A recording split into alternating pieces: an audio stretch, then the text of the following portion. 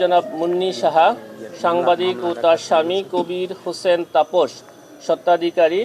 MS promotional, ঢাকার বিরুদ্ধে নিজ ব্যাংক হিসাবে 134 কোটি টাকা অস্বাভাবিক লেনদেন সহ গাতোয়ায় বহির্ভূত সম্পদ অর্জনের অভিযোগের প্রেক্ষিতে অনুসন্ধানের সিদ্ধান্ত গৃহীত হয়েছে। দেশ জুড়ে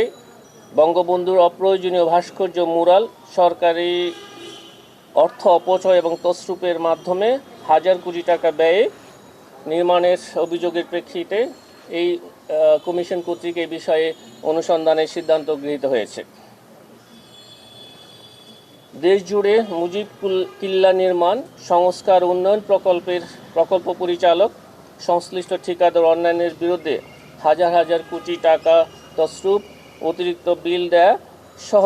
বিভিন্ন অনিয়মের বিষয়ে অনুসন্ধানের সিদ্ধান্ত গৃহীত হয়েছে। অভিযোগ সংশ্লিষ্ট সুধাংশু শেখর ভদ্র, সাবেক প্রকল্প পরিচালক,